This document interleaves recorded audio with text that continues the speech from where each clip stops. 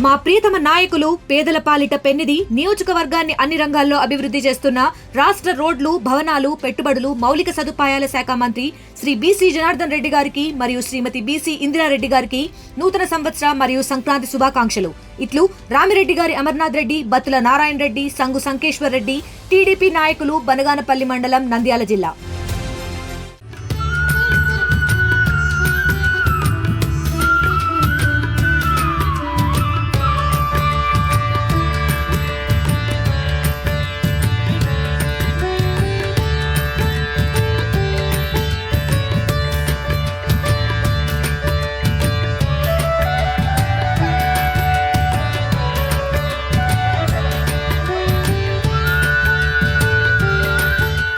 ప్రతి ఏటా ఎమ్మునూరు జాతర జరుగుతుందంటే మాత్రం ఈ ప్రాంతానికి నలుమూలలు ఉన్నటువంటి పల్లెలంతా కూడా ఈ జాతర కోసం ఎదురు చూస్తారు. జాతర రథోత్సవం అంగరంగ వైభవంగా జరుగుతుంది. అయితే నీలకంఠేశ్వర స్వామి ఆలయ నిర్మాణమే ఒక చరిత్ర.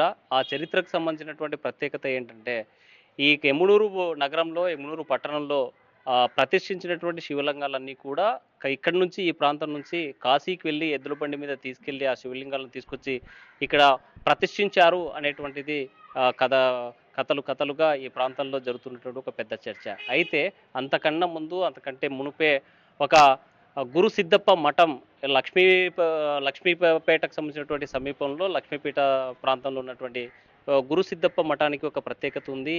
ఈ ఆలయంలో మనం శివాలయం అంటే మనకు గుర్తుకొచ్చేది శివలింగంతో పాటు ఆ ఎదురుగున్నటువంటి నందీశ్వర స్వామి ఉంటాడు. కానీ ఈ ఆలయంలో మాత్రం ఇక్కడ ఉన్నటువంటి గురు సిద్ధప్ప మఠం ఏదైతే ఉందో ఆ మఠం సంబంధించినటువంటి దీంట్లో 2 నందులు ఉండడం అనేటువంటి ఒక ప్రత్యేకత ఈ ప్రాంతానికి ఉంది. అయితే ఈ 2 నందుల ప్రతిష్ట ఎలా జరిగింది, ఎందుకు జరిగింది, ఎవరు చేశారు, అసలు దీని కథనం ఏంటనేటువంటి అంశం మీద ఒకసారి మనం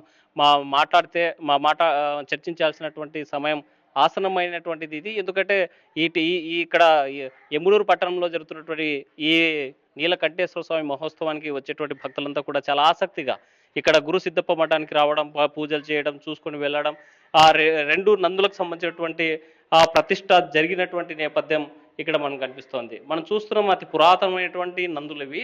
ఈ నందీశ్వర స్వామి సంబంధించినటువంటి ఆ శివుడికి ఆ ఎదురుగా ఆ బసవన్నలు మరి కూర్చొని తన ఎప్పుడు కూడా నిత్యం ఏ గుళ్ళో చూసినా సరే ఒక శివలింగం ముందు ఒక నందీశ్వరుడు ఉంటాడు. కానీ ఇక్కడ 2 నందులను ప్రతిష్ఠించినటువంటి అంశం ఉంది. దీంతో పాటు అతి పురాతన ఆలయం ఇది. దీని పక్కనే పాతకు సంబంధించినటువంటి ఒక బావి కూడా ఉండేదనేటువంటి నానుడి. ఇక్కడ మన శివాలయానికి సంబంధించి ఉదయమే పూజలు చేసుకోవడం, రావడంతో పాటు ఇక్కడ అనేకమైనటువంటి కథనాలు ఈ ఆలయం చుట్టూ జరుగుతున్నాయి. ఇది పురాతనమైనటువంటి ఆలయం. దీంతో పాటు చాలా గుప్త నిధులు ఈ గుడికి ఉన్నటువంటి పరిస్థితి ఉంది. అయితే చాలా సందర్భాల్లో కూడా ఈ గుడిపై దాడి చేసి గుప్త నిధులు కూడా తీసేటువంటి ప్రయత్నం చేశారని, ఇక్కడ ఉన్నటువంటి వాళ్ళపైన దాడి చేశారని, ఇక్కడ ఉన్నటువంటి ఆలయాన్ని ధ్వంసం చేసేటువంటి ప్రయత్నం చేస్తే మాత్రం ఇక్కడ ఒక కాల సర్పం, ఈ శివునికి ఆభరణంగా ఉన్నటువంటి ఆ నాగేంద్రుడే వచ్చి కాపాడుకున్నాడనేటువంటిది ఒక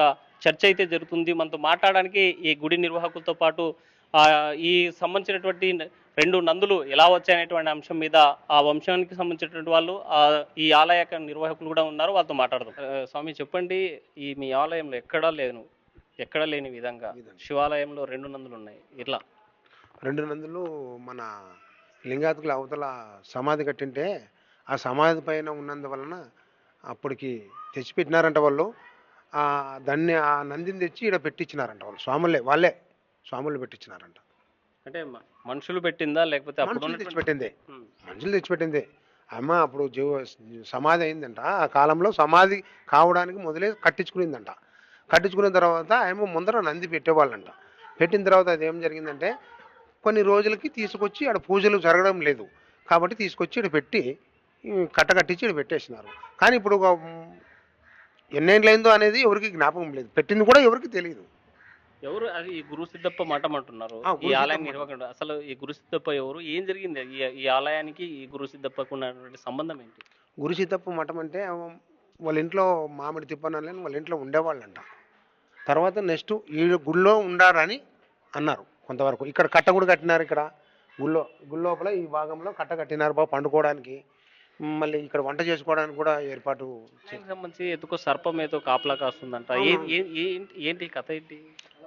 ఈ ఆలయంలో ఏదో నిధి ఉందని అంటున్నారు అని అప్పట్లో కొంచెం వేరే రకంగా కూడా ఫ్రాడ్ అని చెప్తుండ్రి. పాము ఏమంటే వస్తుంటుంది పోతుంటుంది పాము. ఎప్పుడైనా చూసారా మీరు? ఒక తూరు చూసిన. ఎలా కనిపిస్తుంది? అటు లింగం కాడికి వచ్చిండేది. లింగం కాడికి లోపల నుంచి లింగం కాడికి వచ్చి నేను అదే చూడడమే ఒక జాలి పెట్టింటి ఎలకలు వస్తాయని. దాన్ని చూసినాక వెంటనే పెరికేస్తాయి దాన్ని చూసిన తర్వాత మనకి ఇంకా అంతేనేమని. వేరే రోజు కూడా వేరే టైంలో కూడా పాదపట్టం చుట్టూ పాము చుట్టుకొని వదిలేసిపోయింటి కూడా దాన్ని కూడా తీసుకొచ్చి బయట పెట్టేసిన. నేనే పెట్టేసిన. పాము ఇంత పెద్దగా ఉండి కూసు అప్పుడప్పుడు ఇడిచిపోయింది పెట్టేసిన. అంటే ఆ శివుని చుట్టూ చుట్టుకొని పాదపట్టం చుట్టూ చూసారా మీరు? రాత్రి 3 గంటలకు తీసి పెట్టినాను. ఆ టైంలో పూజ అంటూ విచిత్రం, కరెంట్ లేదు. ఆ టైంలో కూడా తీసి పెట్టేసినాను. గడ్డ పెట్టేసి ఉదయం లేచి మళ్ళీ ఇంకా పూజ కార్యక్రమం అయిపోయిన తర్వాత ఉదయం లేచి బాగా తెల్లగానకు వచ్చి చూస్తే బాగా బారెడు పైన ఉండేది. ఎన్నేళ్ళ నుంచి మీరు ఈ గుడి నిర్వహణ చూస్తుంటారు? మీకు ఎన్నిసార్లు ఈ పాము కనిపించింది? మాకు 2 సార్లు కనిపించింది. ఫస్ట్ ఉతురు కనిపించింది, తర్వాత ఇంకొక తూరు కనిపించింది, అంతే. 2 తూర్లే, ఇంకేం కనపడలే. మీరు ఆ పాణిమఠం ముందు చుట్టుకున్న తర్వాత చూసినప్పుడు కానీ అంతకుముందు ఒకసారి చూసినప్పుడు కానీ ఏమనిపించింది? మాకేమనిపించలే. భగవంతుడు సాక్షాత్తం అని అనిపించింది. ఇంకా అనిపించింది అనేది బ్రహ్మాండంగా అనిపించింది. ఇంకా ఆయన ఆ రోజు నుంచి ఇంకా ఎక్కువైపోయింది ఆయన మనం సేవ చేయబట్టి. అంటే చాలా చోట్ల 2 నందులు ఉండవు, ఎక్కడ మనం చూసింది లేదు. కానీ ఇక్కడ 2 నందులు పెట్టిన తర్వాత ఆలయ అర్చకులు కానీ లేకపోతే ఈ శైవ మతానికి శైవులకు సంబంధించినటువంటి ఈ పెద్ద పీఠాధిపతులు కానీ ఏమైనా అబ్జెక్షన్ చెప్పడం కానీ లేకపోతే ఇలా పెట్టకూడదనో పెట్టాలనో ఏదో చెప్పిందా? ఏం చెప్పలేదు, అటువంటిది చెప్పలేదు. ఇక్కడ వరకు ఏం చెప్పలేదు అసలు. అటువంటి మాటలేమి ఏమి రాలేదు. ఎందుకంటే మన ఈ స్వాములు అనే వాళ్ళ వల్ల లింగాతులే సమాధి కాబట్టి అక్కడ జరిగిన విషయము అదే నందిని తెచ్చి ఇక్కడ పెట్టి, అంటే ఈ కట్ట కూడా ఆ నంది ప్రకారమే ఆ పెద్ద కట్ట కట్టి 2 ఒకటే కట్ట పైన కూర్చోబెట్టేసినారు. చరిత్ర సృష్టించినోడు ఇప్పుడు ఆ చరిత్రని తిరగరాయబోతున్నాడు. అబద్ధాల గోడల్ని బద్దలు కొట్టి నిజాలను రాగా మీ ముందుంచబోతున్నాడు. నిజమైన వార్తల కోసం వెంటనే డౌన్లోడ్ చేసుకోండి రా యాప్ని.